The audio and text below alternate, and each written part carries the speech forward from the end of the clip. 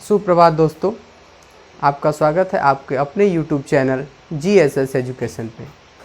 आज हम हिंदी विषय कक्षा 9वीं यूपी बोर्ड से आपके सामने ये वीडियो लेकर प्रस्तुत हैं। इसमें हिंदी काव्य का पहला अध्याय साखी कबीरदास द्वारा रचित, इसके बारे में हम अध्ययन करेंगे। इस पूरे अध्याय को हम 3 या 4 वीडियो में पढ़ने का प्रयास करेंगे। इट मीन्स एक दिन में कम से कम 4 या 5 वीडियो हम लोग 4 या 5 पद हम लोग पढ़ेंगे, अध्ययन करेंगे। आइए शुरू करते हैं हम वीडियो। पहला है आपका पद, यहाँ पे लिखा हुआ है, इसको हम एक बार पढ़ के सुनाते हैं आपको। सदगुरु हमसु रीझ करी एक कहा प्रसंग, बरसा बादल प्रेम का भीज गया सब अंग। आइए बच्चों देखते हैं इस पद में कुछ शब्द जिनके अर्थ यहाँ पे मैंने नोट किए हैं, आप इसे अपनी पुस्तिका में नोट कर लेंगे। जैसे यहाँ पे लिखा है रीझ करी। रीझ करी का अर्थ होता है प्रसन्न होकर। यहाँ पे लिखा हुआ है प्रसंग, इसका अर्थ है उपदेश या ज्ञान की बात। और भी बहुत सारे शब्द हैं, मैं आपको अर्थ बताऊंगा, उनके साथ जोड़कर बता दूंगा। सबसे पहले मैं आपको ये बताना चाहूँगा कि जब आप किसी भी काव्य का या किसी भी पद का व्याख्या करते हैं, अर्थ लिखते हैं, तो उस दौरान आपको बहुत सारी चीज़ें लिखनी होती हैं। जैसे यहाँ पे आप देख रहे होंगे संदर्भ लिखा है, प्रसंग लिखा है, व्याख्या लिखा है, काव्य का सौंदर्य लिखा है। तो इन चीज़ों को हम किस तरीके से लिखेंगे जिससे कि हमारी लिखावट बेहतर हो सके, एक इम्प्रेशन अध्यापक के ऊपर आप बना सके, इन सब चीज़ों को हम जानने का प्रयास करेंगे। आइए देखते हैं संदर्भ। संदर्भ को किस तरह से लिखा जाता है। संदर्भ यहाँ पे आप देख रहे होंगे लिखा है, प्रस्तुत पद हमारी पाठ्य पुस्तक हिंदी काव्य में संकलित एवं संत कबीर द्वारा रचित साखी कविता शीर्षक से अवतरित है। आप यहाँ पे अवतरित की जगह 2-3 और शब्द प्रयोग कर सकते हैं, जैसे उद्धृत है, उद्धृत है, लिया गया है, इन सब वर्डों को यूज कर सकते हैं। अब आप एक बात और देख रहे होंगे यहाँ पे, जैसे मैंने यहाँ पे लिखा है हिंदी काव्य, संत कबीर और साखी। इन शब्दों को मैंने काले से लिखा है और इन्वर्टेड कॉमा में लिखा है। इसका मतलब ये है कि हम विशेष तौर पे ये दिखाना चाह रहे हैं इस संदर्भ में कि ये पुस्तक का नाम क्या है और इसके रचयिता रचनाकार कौन है और इस शीर्षक का नाम क्या है। तो इसको करने के लिए आप काला से, अगर नीला पेन का यूज कर रहे हैं तो काला से, और काले पेन का यूज कर रहे हैं तो नीला से, मतलब डिफरेंट टाइप का आपका पेन होना चाहिए। और साथ ही साथ इसको इन्वर्टेड कॉमा में रखने से इसमें विशेषता आ जाती है। तो इस बात को आप ध्यान में रखेंगे कि जब भी आप संदर्भ लिखें किसी भी पाठ में, किसी भी पद का, तो इन चीज़ों को आप स्पेशल तरीके से दिखाने का प्रयास करेंगे। इसके बाद आप देख पा रहे होंगे नीचे लिखा है प्रसंग। प्रसंग का अर्थ आप पहले ही पढ़ चुके हैं, उपदेश या ज्ञान की बात। कहने का मतलब है कि ये जो पद आपके सामने यहाँ पे प्रस्तुत है, जो लिखा गया है, इस पद में किस तरह की ज्ञान की बात हमें मिल रही है, किस तरह का उपदेश इस पद से मिल रहा है। तो यहाँ पे आप देख रहे हैं लिखा है, इस पद में कबीर जी ने गुरु के महिमा का वर्णन किया है। कहने का आशय है कि यदि गुरु की कृपा हो जाए हमारे ऊपर तो हमें ईश्वर के प्रति प्रेम हो जाता है। मतलब अगर हमारा जो सदगुरु है, जो सच्चा गुरु होता है, यदि उसकी कृपा हमारे ऊपर हो जाए तो निश्चित तौर से हमें ईश्वर की प्राप्ति हो सकती है, ईश्वर के प्रति हमें प्रेम हो सकता है। तो ये इस लाइन का प्रसंग था। अब यहाँ पे आप देख रहे हैं व्याख्या। व्याख्या के आगे मैंने डॉट डॉट किया है, जिससे मैं आपको समझा के बताने का प्रयास करूँगा।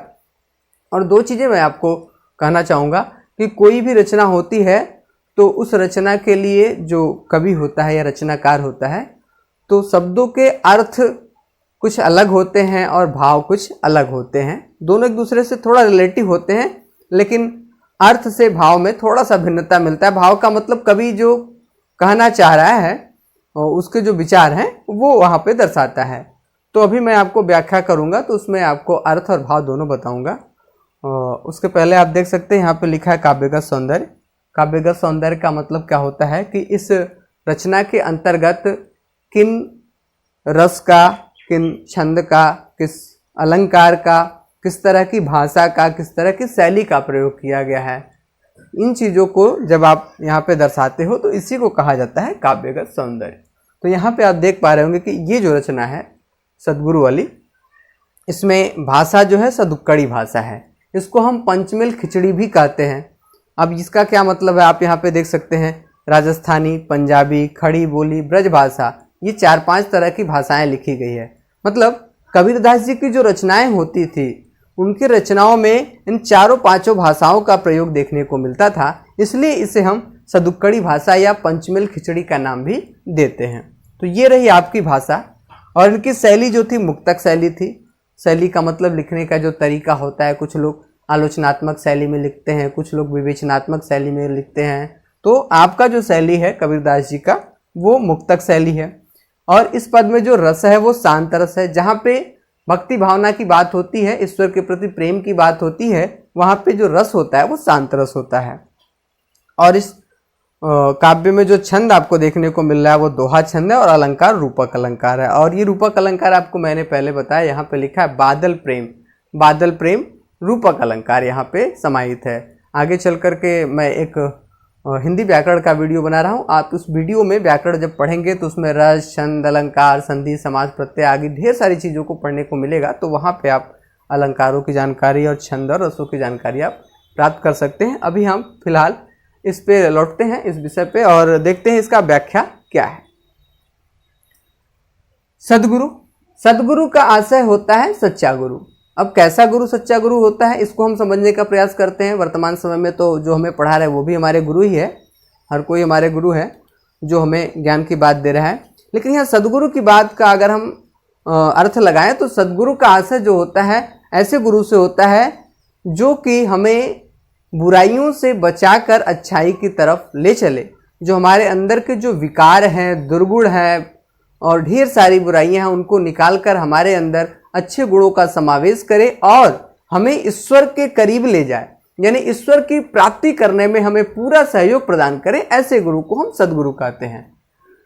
तो यहाँ पे जो कहा जा रहा है सद्गुरु हमसु रीझ करी, यानी हमारे जो सच्चे गुरु हैं वो हमारे द्वारा जो उनकी सेवा की गई है, सच्ची सेवा की गई है, उस सेवा से प्रसन्न होकर के, हमारे सेवा से प्रसन्न होकर के, रीझ करी मतलब प्रसन्न होकर के, एक कहा प्रसंग, मुझे एक ज्ञान की बात बताई, एक ज्ञान का उपदेश दिया। अब क्या होता है, उस उपदेश से मेरे हृदय में ईश्वर के प्रति सच्ची भावना जागती है, सच्चा प्रेम जागता है। सद्गुरु हमसे रीझ कर एक कहा प्रसंग, यानी सद्गुरु ने मुझे मेरी सेवा से, सच्ची सेवा से प्रसन्न होकर के एक ज्ञान की बात बताई जिससे मेरे हृदय में ईश्वर के प्रति प्रेम उत्पन्न होता है। और उस उपदेश से मुझे ऐसा प्रतीत होता है वर्षा बादल प्रेम का भीज गया सब अंग। उस उपदेश से मुझे ऐसा प्रतीत होता है जैसे ईश्वर प्रेम रूपी बादल से बरसात होने लगी। वर्षा बादल प्रेम का, ईश्वर प्रेम रूपी बादल से बरसात होने लगी और उस बरसात में मेरा सारा अंग अंग भीग गया। ये रहा इस पद का अर्थ। अब इसका भाव क्या है? भाव ये है कि कबीरदास जी कह रहे हैं कि मेरे सच्ची सेवा से मेरे सद्गुरु प्रसन्न हुए और उस प्रसन्नता के कारण उन्होंने मुझे ज्ञान की बात बताई जिससे मुझे ईश्वर से प्रेम हुआ। और जब ईश्वर से प्रेम होता है विकार मिट जाते हैं, मन को शांति मिलता है और हम ईश्वर से संलग्न हो जाते हैं। अतः यहाँ पे हम ये देख पा रहे हैं कि कबीरदास जी अपने इस पद के माध्यम से गुरु की महिमा का वर्णन कर रहे हैं, गुरु की महानता का बखान कर रहे हैं। अब आप इस वीडियो को पॉज करके इसे नोट कर लें। कुछ ही क्षणों में हम अगला पद आपके सामने लेकर आ रहे हैं।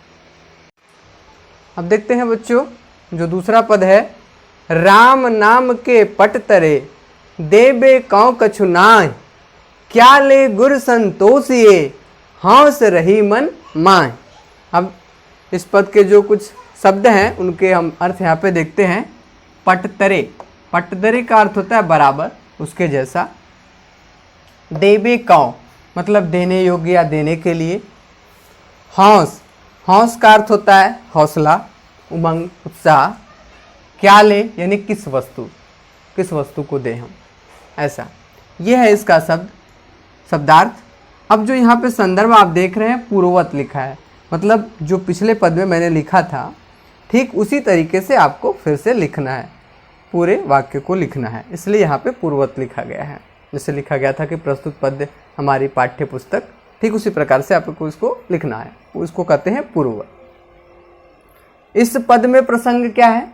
इस पद में प्रसंग है कि कबीरदास जी कहते हैं कि गुरु के ज्ञान के बदले, यानी उन्होंने जो हमें ज्ञान दिया है उसके बदले हमारे पास देने के लिए कुछ नहीं है, यानी उनका ज्ञान इतना मूल्यवान है, बहुमूल्य है कि उसके समतुल्य, उसके बराबर हमारे पास कोई ऐसी वस्तु है ही नहीं जो हम उनको दे सके।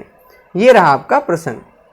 फिर आप यहाँ पे व्याख्या अभी मैं आपको बताऊंगा। फिर काव्यगत सौंदर्य यहाँ पे आप देख पा रहे होंगे, लगभग सारी चीज़ें वही हैं। भाषा सदुक्कड़ी या पंचमेल खिचड़ी, शैली मुक्तक, इस पद में भी रस जो है शांत है, छंद भी यहाँ पे दोहा ही है, अलंकार यहाँ पे अनुप्रास अलंकार प्रयुक्त हुआ है। वो अलंकार आप यहाँ देख सकते हैं, क कछु, क का वर्णों की पुनरावृत्ति हुई है इसलिए इसको अनुप्रास अलंकार कहते हैं। मन मान, म म, इन दो वर्णों की पुनरावृत्ति हुई है इसलिए इसको हम अनुप्रास अलंकार कहते हैं। आइए अब देखते हैं हम इसका अर्थ। कह रहे राम नाम के पटतरे, कबीरदास जी कहते हैं कि हमारे गुरु ने जो राम नाम रूपी शिक्षा हमें प्रदान की है उसके बदले में, पटतरे मतलब उसके बदले में, देवे कौ, देने योग्य यानी देने के लिए हमारे पास कुछ नहीं है। यानी राम नाम रूपी जो ज्ञान है, जो शिक्षा है, उसके समतुल्य हमारे पास कोई ऐसी वस्तु नहीं है जो हम अपने गुरु को दे सके, प्रदान कर सके। क्या ले गुरु संतोष, ये गुरु का मतलब यहाँ गुरु है। हमारे मन में एक अभिलाषा है, एक सोच है, एक इच्छा है कि हम ऐसी कौन सी वस्तु गुरु को दे दें कि जिससे हमारे गुरु को प्रसन्नता हो, वो संतोष मान जाए, संतोष कर लें। क्या ले गुरु संतोष, ये हौस रही मन माए। तो हमारे मन में यह अभिलाषा है कि हम गुरु को ऐसी कौन सी वस्तु प्रदान करें जिससे हमारे गुरु हमसे संतुष्ट हो जाए। परंतु उस राम नाम रूपी शिक्षा के बदले में हमारे पास देने के लिए संसार में कोई वस्तु नहीं है, इसलिए हमारी अभिलाषा जो है वो हमारे हृदय में ही दबकर रह जाती है। हौस रही मन माई, यानी हमारा जो उत्साह है, जो उमंग है, वो हमारे हृदय में दबा का दबा रह जाता है। ये था इस पद का आपको अर्थ। भाव यही है कि गुरु के द्वारा दी गई जो शिक्षा है, राम नाम रूपी शिक्षा, उसके बदले में इस संसार में कोई वस्तु नहीं है जिससे हम गुरु को संतुष्ट कर सके। ये था आपका दूसरे पद का अर्थ और भाव। इसे आप अपने शब्दों में नोट करेंगे, अपने तरीके से लिखने का प्रयास करेंगे। आप सुने हमें, समझें और अपने शब्दों में लिखेंगे तो बेहतर होगा। वीडियो को सुन करके आप इसका भाव लिख सकते हैं। यह है दूसरे पद का भाव। अब हम तीसरे पद की तरफ चलते हैं। वीडियो को पॉज करके आप इसे नोट कर लीजिए तब तक।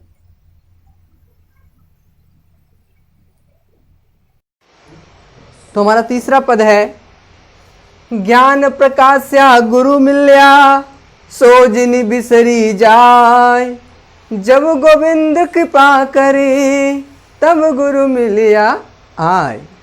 तो यहाँ पे हम देखते हैं कुछ शब्दों के अर्थ। यहाँ पे लिखा है जिनि, जिनि अर्थात होता है नहीं, बिसरी माने भूलना, गोविंद यानी ईश्वर। यहाँ पे संदर्भ जो है मैंने आपको पहले ही बताया कि इस पूरे अध्याय में संदर्भ एक जैसा ही रहेगा, केवल प्रसंग इसमें बदलते रहेंगे। संदर्भ में आप पहला वाला जो था मैंने लिखा उसे आप लिख लेंगे। प्रसंग में है, कबीरदास जी कहते हैं कि गुरु के मिलने से ज्ञान की प्राप्ति होती है, और गुरु कब मिलता है? जब ईश्वर की हमारे ऊपर कृपा होती है। यह है इस पद का प्रसंग। अब देखते हैं इसका अर्थ। ज्ञान प्रकाश्या गुरु मिलिया, यानी ज्ञान के प्रकाश से हमें गुरु की प्राप्ति होती है।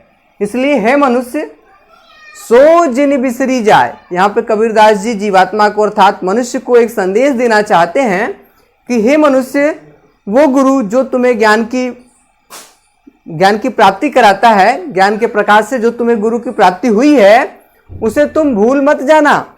सो जिनि बिसरी जाए, उसे जिनि माने नहीं, बिसरी माने भूल, जाए मत जाना। क्यों? क्योंकि जब गोविंद कृपा करी, अर्थात जब तुम्हारे ऊपर ईश्वर, गोविंद अर्थात ईश्वर भगवान, जब आपके ऊपर गोविंद की, ईश्वर की कृपा होती है तब गुरु की प्राप्ति होती है, तब गुरु मिलिया आए, तब हमें गुरु की प्राप्ति होती है।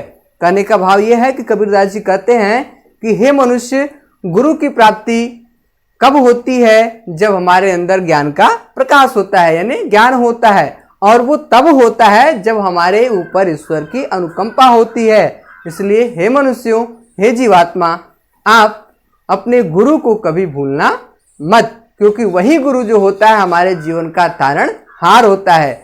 ईश्वर की कृपा से हमें गुरु की प्राप्ति होती है और गुरु के कृपा से हमें ईश्वर तक पहुंचने का मार्ग मिलता है। इसलिए हे मनुष्य, आप गुरु को कभी न भूलना। यह है तीसरे पद का व्याख्या और भाव। इसे आप सुन लेंगे, समझ लेंगे और अपने शब्दों में नोट कर लेंगे। आज के वीडियो में इतना ही। अगले वीडियो में फिर से हम 3 पदों को लेकर के आएंगे। तब तक के लिए नमस्कार।